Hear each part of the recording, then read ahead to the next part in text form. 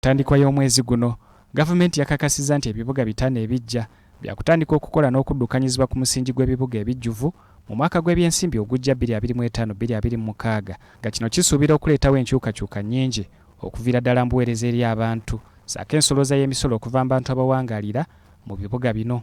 Ebibuga ebijja kwe kuli Wakiso, Entebbe, Nakasongola, Kabale ne Moroto nga byonna bisumuusiddwa kuva ku mutendera gwa disitulikiti n'enfuga eya gavumenti ez'ebitundu ku mutendera gwa munisipaali. Ebibuga ebitaano byasigala nga Prime Minister bwe yabategeeza oba bwe yategeeza eggwanga byakutandikawo mu Julayi omwaka ogujja 2025. Olwaleero tusazeewo okulondoola ensonga eno okulaba ngeri ki abantu ba bulijjo kye bajoogerako n'okulaba oba ddala ebitundu ebisumuusiddwa biteeketeekeddwa bulungi okufuuka ebibuga ebijjudde. Nze sitenjaniriza kubibeeramu ebintu bingi, mubeeramu emirimu, mubeeramu buli kimu. Yes, jjukira ssente ffe tulina okuwa emisolo egirina okukola ebintu ebyo naye tuba tubyetaaga. Soosenga kuteekateeka bakulembeze bali mu bitundu ebyo ne basooka bo bennyini bamanya enkola ya site ebeera etya, biki bitambula bitya. Mu kulondoola ensonga eno tukozesezza disitulikiti y'e Wakiso eriraanidde ddala ekibuga ekikulu Kampala okulaba oba ddala ebyogerwa binasibwa mu nkola eyamba omuntu wa bulijjo oba bisinga kulabibwa mu ngeri ya byabufuzi. Okusinziira ku sipiika wa Wakiso disitulikiti Nasifu Najja, mpaawo omukulembeze yenna amanyi ku nteekateeka eno mbujjuvu era esinze kusimbibwa ku byabufuzi n'ansoloza ya misolo okusinga obuweereza. Ffe bennyini site tugyagala olw'ebyo tulowooza nti ebiyinza okuba ebirungi ebisobola okugira ku site, naye enteekateeka ey'okufuula Wakiso site si nnungi era teriiwo. Naye ng'okulowooza ku service delivery, okulowooza kuba omuntu oli kyalina okufunamu okufiiringa nti kituufu ndi mu site, tulina obbateekerateekera abantu abo. So ndowooza gavumenti ekozeemu obugayaavu. Okusinziira ku bbaga eryayisibwa Paalamenti erisuumuusa Wakiso okufuuka ekibuga, Wakiso yakubanga n'eggombolola 2 zokka nga kino kitegeeza nti munisipaali n'eggombolola ez'enjawulo zirina okugattibwa wamu ekireka ekibuuzo ekinene ku bukulembeze obulonde n'obuweereza bw'emirimu. Bw'eba enteekateeka eno yakukola amakulu gonna eri bannawakiso, gavumenti erina okussaamu ensimbi eziwera trillioni 4 n'okusoba. Gavumenti erina okulowooza ku ky'okwongeza ssente zijja Wakiso nti Kampala oba mu billions 4 ono alimu oli emirundi 10 ogenda muwaaki ogenda muwa 4 trillion obu kye kitasoboka okusinziira ku gavumenti engeri gy'esiibeeko abamu ssente. Kyenva nsaba nti ffe ensonga zino bonna abazirimu baziggyemu politics.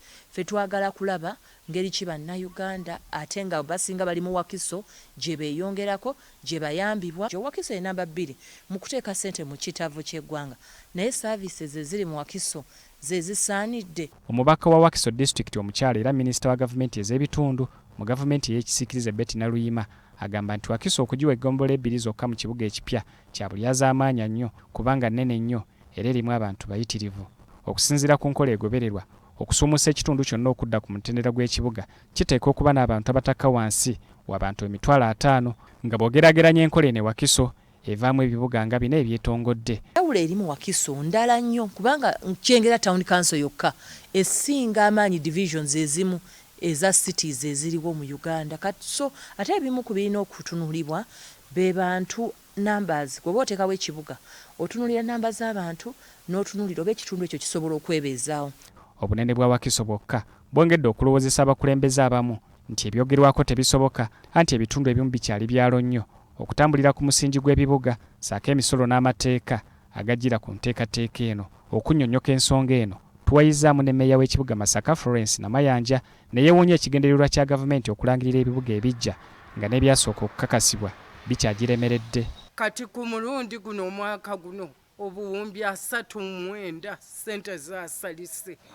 Kakati otunuulidde ekitundu ekinene nga kyeyongedde ate nga ssente zisalise. Ono ategeezezza nti okufaananako Wakiso, Masaka yasanga okusoomoozebwa okw'amaanyi nga n'okutuusa olwaleero wakyaliwo okusika omuguwa wakati wa Masaka City ne Masaka District era bonna baweerereza mbugubi n'okulwanira obuyinza.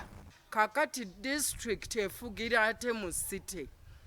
Naffe mwe tuli nga bw'onoosanga ennume 2 nga ziri mu kiraalo kimu. Namayanja agamba nti byonna ebigenda mu maaso mu kusuumuusa ebibuga bisinga kuddamu kibuuzo kya byabufuzi okusinga obuweereza eri abantu nga kino kirabikira nnyo mu butali bwenkanya obugira ne mu pulogulaamu za gavumenti ez'enjawulo. Gavumenti erina step gye yasuula ku bibuga kubanga ebibuga pulaani yaabyo ey'okubiteekawo n'etteeka lyennyini erifuga ebibuga libadde terinabaawo. Omukugu mu nteekateeka y'ebibuga era akulira eby'enguudo mu kitundu ekya Kampala n'emiriraano Inginiya Andrew Sserunjogi agamba nti ekyakoleddwa kulinga ku ssambalaasi mu maaso ga kigaali kyeyina okusika kubanga bingi tebinnatereezebwa. Kigenda tubeerera kizibu nnyo kubanga enguudo ezisinga nzimbeko era kyetaaga compensation. Ate twakizudde nga sente z'okompensatinga abantu ziri almost 10 times cost y'okukola oluguudo. Ono agamba nti okulangirira ebibuga ebipya si kibi wabula kijjirako omwendo gwa gavumenti gweteeka okukkiriza ng'ensimbi eziteeka okuteekateeka ebibuga naddala entambuza y'ebidduka okuzimba emyala n'okuzzaawo entambula ez'olukale. Bajeti y'enguudo ntono nnyo okusinziira ku sente ezituweebwa. Sente ze mwakalabako ezibakatuwaako ezikola n'ezivudde mu projects zisobola kukola kilomita ekinene nnyo 140 nga ADB esobola tukolako kilomita 7 DKM kilomita nayo nga 7 ne Kampala ina kilomita 12 mu 10. Zubairi Luwalira ne Robert Mwanje, BBS Telefayina, Besigika.